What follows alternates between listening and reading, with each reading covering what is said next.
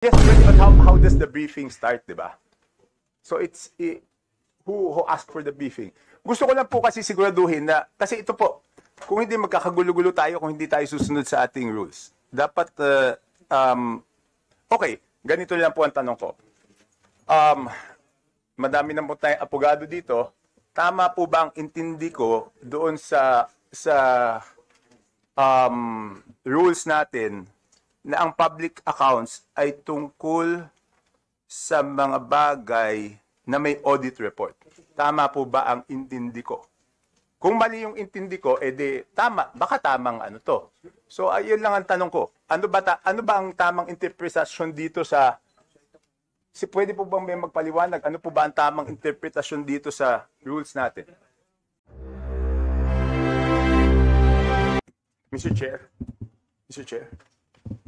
Yes, please. Yes, may kindly be recognized for a point of clarification. Yes, please. Mr. Chair, is my understanding correct that the first briefing was on August 4, right? Yes.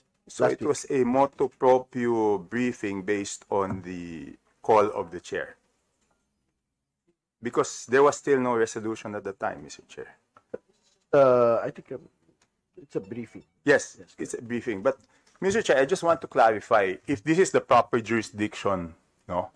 Because if we will read our rules, Mr. Chair, public accounts, no? Committee on Public Accounts. First of all, I want to make it clear that we want the truth. And being scrutinized here, we are also included, kasama tayo sa tinitingnan dito. Dahil wala namang magiging kalokohan dito kung hindi napondohan. At yung budget nanggaling sa Kongreso. So, Mr. Chair, gusto ko lang siguraduhin na talagang sinusunod natin ng stricto ang ating rules para walang question na meron tayong kino-cover up o ano-no. Ang nakasulat po kasi sa ating rules, ang Committee on Public Accounts, all matters directly and principally relating to the examination and scrutiny of audit reports on the performance of all government agencies to determine their adherence to or compliance with the plans and programs authorized through appropriations approved by the legislature. So kung titingnan po natin, ano po ba ang sinasabi dito sa rule natin? Direkta, tungkol sa audit report. Hindi po ba dapat ang committee na sumasakop dito ay yung good government and mas shoot siya doon sa good government and public accountability dahil ang good government and public accountability ay all matters directly and principally relating to malfeasance, misfeasance, non-feasance in the office committed by officers and employees of the government, and etc., etc. So I just want to raise this. I mean, it's not up for me to decide. I'm not a member of this committee, no? It's just a friendly reminder na since scrutinized tayo, I think the committee will have to decide whether ito po talaga yung tama or mas magandang sa good government. Yun na po, Mr. Chair. So whatever, I cannot make a motion because I'm not a member of this committee. Gusto ko lang na stricto nating sinusunod. Kasi kahit yung uniform natin, di ba? Yung uniform, simpleng uniform, sinusunod na po natin. Na kailangan tama yung uniforme natin pag tayo. Hindi pa pwede tayong improper attire. So gusto ko lang pong siguraduhin na tama ang jurisdiction nitong committee na to para kung ano man lalabas na report dito, walang question dahil stricto po nating sinunod yung rules natin. So, pero inuulit ko, hindi po ako membro. So it's up to the members of the committee to decide whether this is the proper jurisdiction or the proper jurisdiction is the Committee on Good Government and Public Health. Thank you, Mr. Chair. Yes, thank you, Congressman Chanco. Well, we respect your views, no, but to be very clear, this is just a briefing. This is not yet a hearing. And I think that's the reason why the chairperson of the Public Works Committee is also here, and the chairperson of Public Accounts is here. And this has been directed to us by, I think, by the Rules Committee po. So, the rules manifested on the floor that this be taken up by the Committee on Public Accounts. So was it manifested on the floor that this be, Mr. Chair, that this be taken up by the Committee on Public Accounts? I think we made the request to get a briefing from the DPWH. ComSec, was there a request to get a briefing, and was it approved?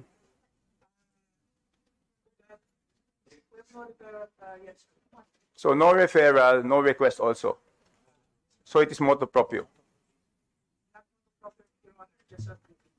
Yes, but how does the briefing start, di ba?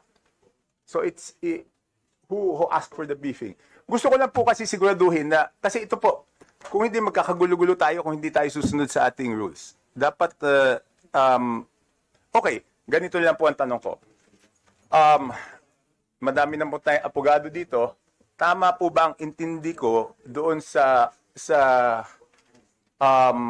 rules natin na ang public accounts ay tungkol sa mga bagay na may audit report? Tama po ba ang intindi ko?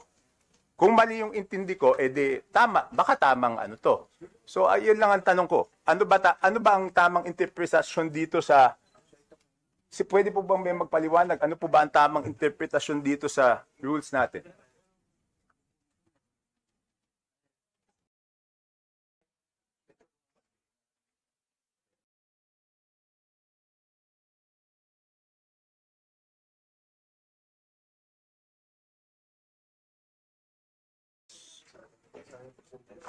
Hindi. Wala po akong problema sa presentation. Gusto ko lang po, kasi I'm a sucker for rules. I admit. Kung ano yung patakaran natin, sundin natin. Kasi pag nagkaroon tayo ng exemption, may isang hindi sumunod. Lahat na may dahilan, lahat hindi sumunod eh. Pag isa hindi sumunod, lahat may dahilan na hindi sumunod. So ang sinasabi ko lang, gusto natin ng tama. Kung hinahanapan natin ng tama, yung mga nagbe-briefing, dapat tayo mismo sumunod doon sa ating rules. So yun lang ang tanong ko. Yan ay isang tanong. Ano bang interpretasyon natin dito sa Committee on Public Accounts? Mr. Chair, yung pong Committee on Public Accounts principally is a committee assigned to the minority. Opo. And the minority would like to be very relevant on current issues. Okay.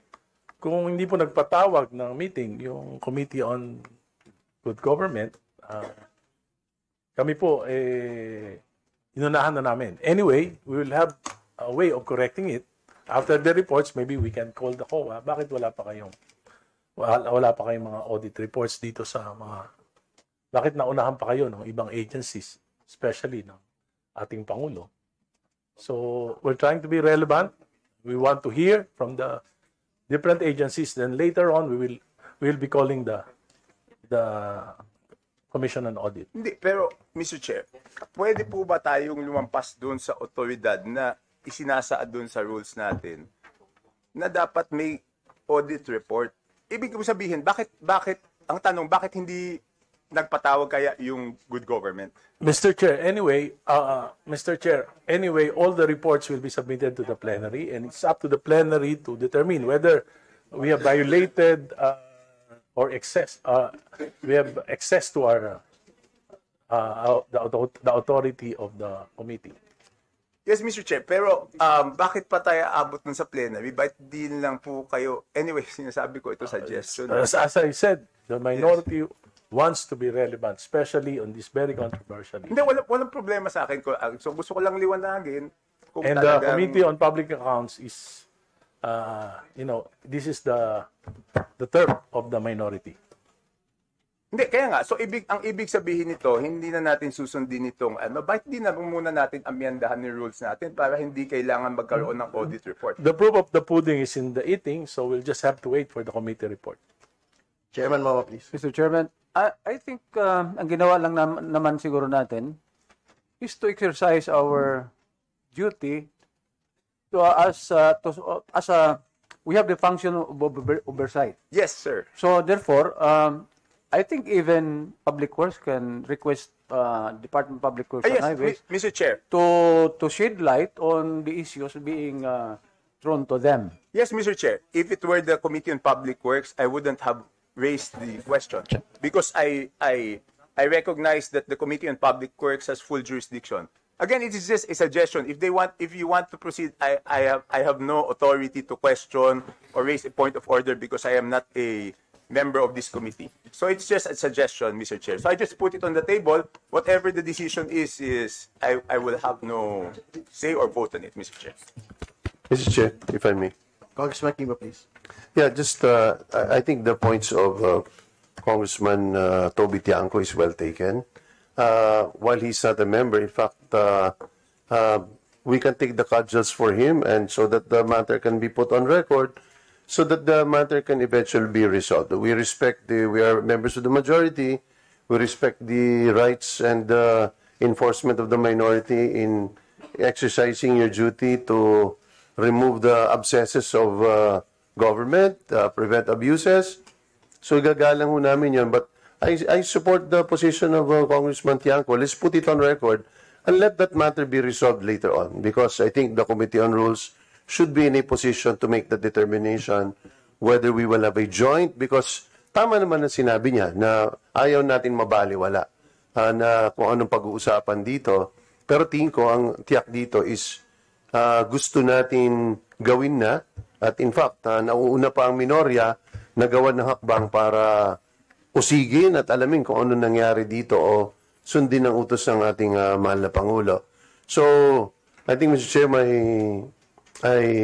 I adopt his motion so that it can be put on record, so that a determination can be made later on by the Committee on Rules. Yes, Mr. Chairman and Chairman Kimbo. Sorry, I cannot make a motion because I'm not a member. That's why I am adopting your motion. Okay. So, on your behalf. Okay. Yun lang po. I just want to make sure that we're following our rules. No. Yes, I understand. Yes. Congressman Chanco, again, to be very clear, this is a briefing. I think briefings can be requested by any committee. When we go to proper hearings relating to what Congressman Chanco is talking about, I think there is a resolution that has been submitted to Bills and Index that there will be a tri-committee with the Public Works, Public Accounts, and Good Government to look into the anomalies po. That will therefore then be subjected to all of the rules that Congressman Chanco is requiring. No? But for now, this is just a briefing. There will be no interpellations, only questions to our invitees. Yes. I wish to weigh in. But I'm not requiring it, Mr. Chair.